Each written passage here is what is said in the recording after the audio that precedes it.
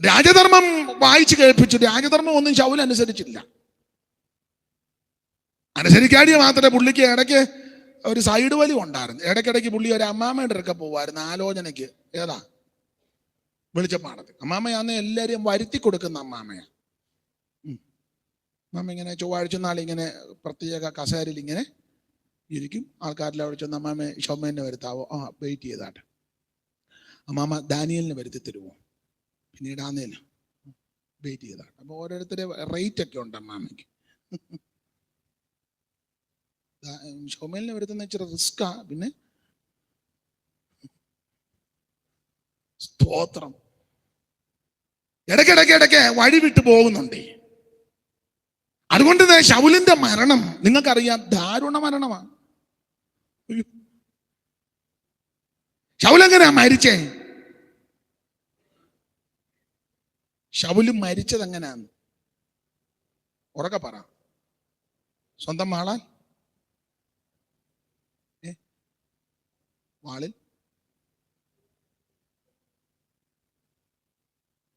മരിച്ചത് അങ്ങനെ.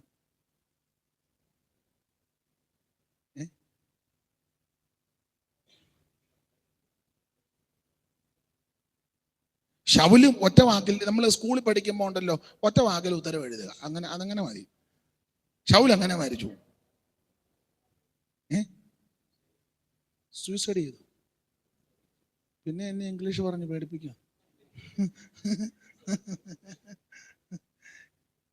ശൗൽ എങ്ങനെയാ ബാബുചാണ്ടിരിപ്പണ്ടി അങ്ങനൊരു മരണം നടന്നതായിട്ട്? ശൗൽ മരിച്ചോ?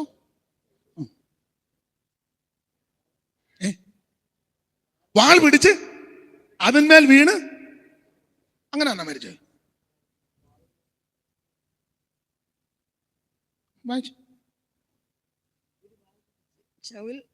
അതുകൊണ്ട് ശൗൽ ഒരു വാൾ പിടിച്ച് അതിന്മേൽ വീണു. ശൗൽ മരിച്ചു എന്ന് അവന്റെ ആയുധവാഹകൻ കണ്ടപ്പോൾ താനും അങ്ങനെ തന്നെ തന്റെ വാളിന്മേൽ വീണ് അവനോട് കൂടെ മരിച്ചു. ശൗൽ മരിച്ച എങ്ങനെ? വാളിനോട് കൂടെ മരിച്ചു. തന്റെ വാളിനോട് കൂടെ, തന്റെ വാളിന്മേൽ വീണ് അവനോട് കൂടെ മരിച്ചു. വാളിന്റെ മേൽ വീണിട്ട് വീണ് മരിച്ചു.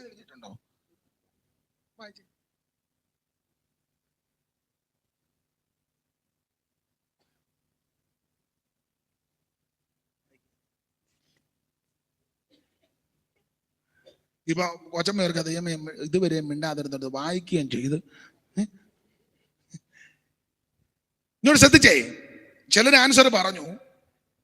ശമൂവേലിന്റെ 1-ാമത്തെ പുസ്തകം 31 പഠിച്ചാൽ ശൗൽ വാൾ പിടിച്ച് വീണ് മരിച്ചു. ഇദ്ദേഹം ഓർപ്പിച്ചതുപോലെ ആത്മഹത്യ ചെയ്തതാണെന്ന് തോന്നുന്നു. കാരണം അവിടെ വായിക്കുന്നത് ശൗൽ ഒരു വാൾ പിടിച്ച് അതിന്മേൽ വീണു. അങ്ങനെ ശൗൽ ഒരു വാൾ പിടിച്ച് അതിന്മേൽ, അങ്ങനെ ഒന്നുകൊണ്ട് വായിച്ചാൽ പറഞ്ഞു ശൗൽ ഒരു വാൾ പിടിച്ച് അതിന്മേൽ, എന്നിട്ടൊരു കുത്തില്ലേ, ഒരു കുത്ത്. അതിന് തന്നെ കുത്ത് വിടവുള്ളത് കൊണ്ടാണോ? Full stop. എന്നാലും കാര്യങ്ങൾ അറിയാമല്ലോ. ശൗൽ ഒരു വാൾ പിടിച്ച് അതിന്മേൽ വീണു, ഫുൾ സ്റ്റോപ്പ്. അടുത്ത സെന്റൻസ്, ശൗൽ മരിച്ചുവെന്ന് ആയുധവാഹകൻ കണ്ടു. അപ്പൊ ശ്രദ്ധിച്ചേ, ഈ ഫുൾ സ്റ്റോപ്പ് ശൗൽ ഒരു വാൾ പിടിച്ച് അതിന്മേൽ വീണു, കുത്ത്, അതൊരു വിഷയം. അടുത്ത സെന്റൻസ്, ശൗൽ മരിച്ചുവെന്ന് ആയുധവാഹകൻ കണ്ടു. അപ്പം ഈ കുത്തിനും ഇവൻ വീണതിന് ഇടയ്ക്ക് ഒരു സംഭവം നടന്നു. ഈ ശമൂവേലിന്റെ 1-ാമത്തെ പുസ്തകം 31 പഠിച്ചാൽ, ഓടിച്ചു പഠിച്ചാൽ ശൗൽ ആത്മഹത്യ ചെയ്തതാണെന്ന് തോന്നും. 31-1 മുതൽ ഒരാൾ ഉറക്കെ വായിച്ചേ.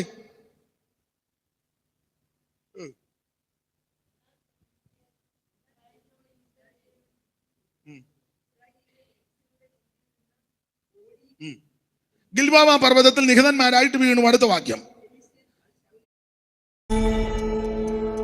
Crafted with devotion, passion and പർവ്വതത്തിൽ നിഹതന്മാരായിട്ട് വീണു. അടുത്ത വാക്യം. പെലിസ്തർ ശൗലിനെ അവന്റെ പുത്രന്മാരെയും പിന്തുടർന്നു ചെന്നു. പെലിസ്തർ ശൗലിന്റെ പുത്രന്മാരാകുന്ന യോനാദാൻ, അബീനാദാവ്, മെൽക്കിശൂവ എന്നിവരെ ആ വാൾ കൊണ്ട് വെട്ടിക്കൊന്നു. അടുത്തത് എന്നാൽ പട ശൗലന്റെ നേരെ ഏറ്റവും മുറുകി വില്ലാളികൾ അവന് ദൃഷ്ടി വെച്ചു. വില്ലാളികളാൽ അവൻ വിഷമത്തിലായി. ശൗലൻ തന്റെ ആയുധവാഹനോട്, ഈ അഗ്രകർമ്മികൾ വന്ന് എന്നെ കുത്തിക്കൊല്ലുകയും അപമാനിക്കാതിരിക്കുകയും ചെയ്യേണ്ടതിന് നിന്റെ വാൾ ഊരി എന്നെ കുത്തുക എന്ന് പറഞ്ഞു. ആയുധവാഹൻ ഏറ്റവും ഭയപ്പെട്ടത് കൊണ്ട് അവന് മനസ്സ് വന്നില്ല. അതുകൊണ്ട് ശൗൽ ഒരു വാൾ പിടിച്ച് അതിന്മേൽ വീണു. അടുത്ത വാക്യം, ശൗൽ മരിച്ചു വന്നവന്റെ ആയുധവാഹം കണ്ടപ്പോൾ താനും പോയി അങ്ങനെ തന്നെ. അപ്പൊ ഈ ശമൂവേലിന്റെ 1-ാം പുസ്തകം 31 ഓടിച്ചു പഠിച്ചാൽ ശൗൽ ആത്മഹത്യ ചെയ്തതാണെന്ന് തോന്നും. പക്ഷെ അവിടെ വായിക്കുന്നത് ശൗൽ ഒരു വാൾ പിടിച്ച് അതിന്മേൽ വീണു. Full stop. അടുത്ത പദമാ ശൗൽ മരിച്ചു വന്ന ആയുധവാഹകൻ യവൻ കണ്ടതിനും ലവൻ വീണതിനും ഇടയ്ക്കൊരു സംഭവം നടന്നു. അതാ കുത്തിനകത്ത് വലിയ അർത്ഥം. ഒരു കുത്തിനകത്ത് എന്തെല്ലാം വർഷങ്ങളുടെ വ്യത്യാസം ഉണ്ടെന്നറിയാമോ? ഉൽപ്പത്തി 1:1 വായിച്ച കുത്തിനകത്ത് വ്യത്യാസം ഉണ്ടോന്ന് തെളിയിക്കാം. ഉൽപ്പത്തി 1:1 എടുക്കാൻ. ഇത് വായിച്ചു. ആദിയിൽ ദൈവം ആകാശവും ഭൂമിയും സൃഷ്ടിച്ചു. കുത്തുണ്ടോ? ഉണ്ട്. ഭൂമി പാഴായി ശൂന്യമായി. ആദിയിൽ ദൈവം ആകാശവും ഭൂമിയും സൃഷ്ടിച്ചു. Full stop. അടുത്തത് ഭൂമി പാഴായും. വേറെ പഠിക്കുന്നവർക്കറിയാം, പാഴും ശൂന്യമായ ഭൂമിയും ആദി പരാമർശിച്ച ഭൂമിയുമായിട്ട് ഏറെ വർഷങ്ങളുടെ വ്യത്യാസം ഉണ്ട് എന്ന് പറഞ്ഞതുപോലെ ശൗൽ ഒരു വാൾ പിടിച്ച് അതിന്മേൽ വീണു. Full stop. ശൗൽ മരിച്ചു വന്ന ആയുധവാൻ കണ്ടു. അതിനും ഇതിനും ഇടയ്ക്ക് ഒത്തിരി സമയ ദൈർഘ്യമുണ്ട്. അതിനിടയ്ക്ക് ഒരു സംഭവം നടന്നു. വായിച്ചേ, ശമൂവേലിന്റെ 2-ാം പുസ്തകം 1:1 മുതൽ വായിച്ചേ.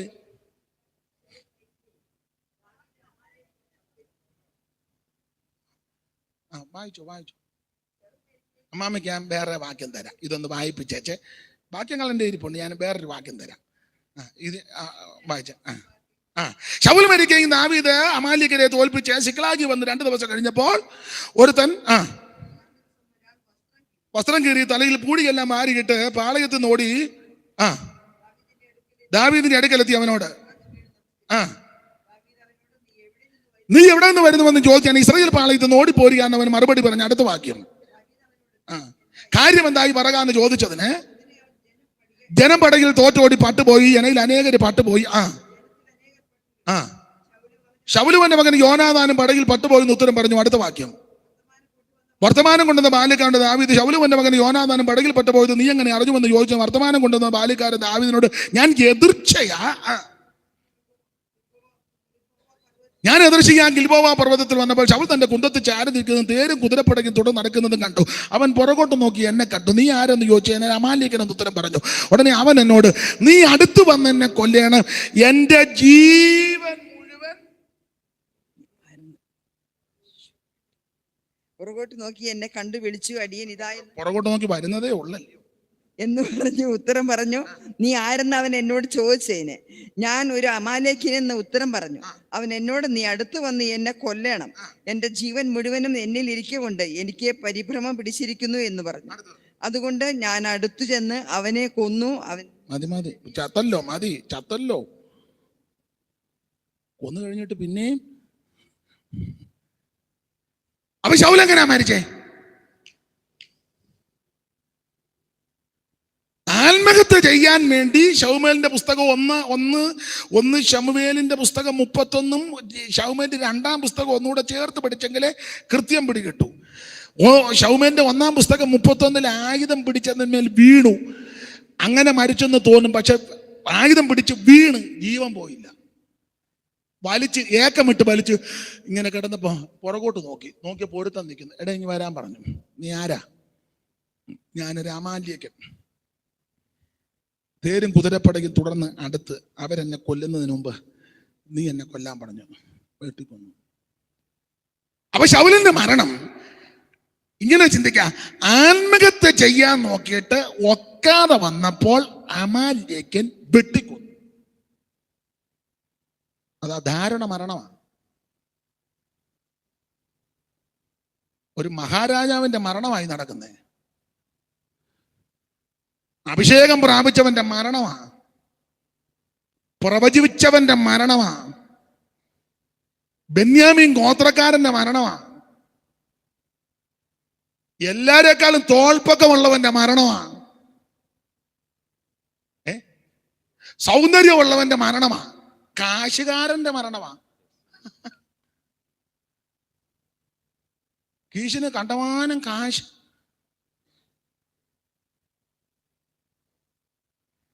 ഞാൻ ഇതൊക്കെ പേടിച്ചായി പറയുന്നത്. ഇതൊക്കെ കാണുമ്പോൾ നമ്മുടെ ജീവിതത്തെ ഒത്തിരി ക്രമീകരിക്കണം. കാശല്ല വിഷയം, പൊസിഷൻ അല്ല വിഷയം. ചിലരൊരു കസേര കിട്ടിക്കഴിഞ്ഞാൽ പിന്നെ ഒരു കസേര ഒരു ടൈയും ഒക്കെ അങ്ങോട്ട് കെട്ടിക്കഴിഞ്ഞാൽ പിന്നെ ഏതാ സ്തോത്രം പറയാം.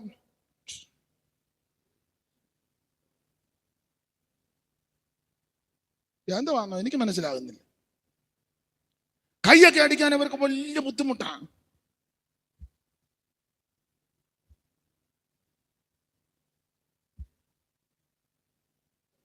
മരണം നോക്കിക്കേ. കാശുകാരൻ, ബെന്യാമീൻ ഗോത്രക്കാരൻ, നല്ല ഫിഗർ, അഭിഷേകം പ്രാപിച്ചവൻ, പ്രവചിച്ചവൻ, ആള് മാറിയ പോലെ നിന്നവൻ, സ്തോത്രം, രാജാവ്, മരണം കണ്ടോ? ആത്മഹത്യ ചെയ്യാൻ നോക്കിയിട്ട് ഒക്കാരെ വന്നപ്പോൾ അമാലേക്കൻ വെട്ടിക്കൊന്നു. അവിടെ ഒരു പദമുണ്ട്, എതിർച്ചയാ. അങ്ങനല്ലേ മച്ചമ്മേ? അവൻ എങ്ങനെ എഴുതിയേക്കുന്നേ? ഞാൻ എതിർച്ചയാ. അവൻ അമാലേക്കൻ പറഞ്ഞതാ, ഞാൻ എതിർച്ചയാ. അങ്ങനെ എതിർച്ചയാ അല്ലേ? അതാ എതിർച്ചയാ. ഇവൻ പറഞ്ഞത് യാദൃച്ഛികം അല്ല, നിശ്ചയിച്ചു വെച്ചതാ.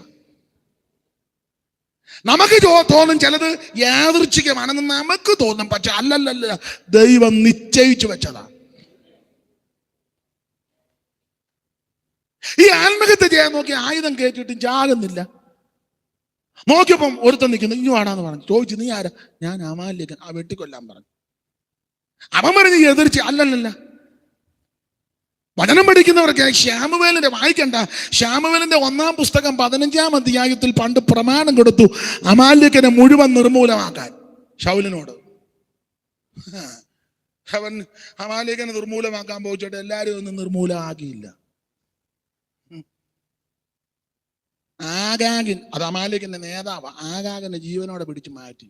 പറഞ്ഞു കർട്ടന്റെ അപ്പുറം നിന്നാ മതി. നിസാരവും ബലഹീനമായതിനൊക്കെ തട്ടി, കൊള്ളയിൽ കൊടുത്തു മുടുത്തതിനെല്ലാം മാറ്റി യഹോവയ്ക്ക് യാഗം കഴിക്കാൻ. ഹീനവും നിസാരവുമായതിനൊക്കെ തകർത്തു. ശൗമേൽ വന്ന് ചോദിച്ചു, അമാലേക്കനെ എല്ലാം നിർമൂലമാക്കുക. പിന്നെ എപ്പോഴേ കഴിഞ്ഞ അച്ചാൻ വരാഞ്ഞിട്ട് ആശീർവാദം പറയാൻ. ചൗമേല് എന്നാ കണ്ണുകളടക്കി ആശീർവാദം എന്നല്ല പറഞ്ഞു. ചൗമേൽ വെച്ചു, പിന്നെ കാളയുടെ മുക്കറ കേൾക്കുന്നല്ലോ, ആടിന്റെ കരച്ചിൽ നല്ല. കഴിഞ്ഞ ആഴ്ച വന്നപ്പം നല്ല കരച്ചിലായിരുന്നു. ഈ ആഴ്ച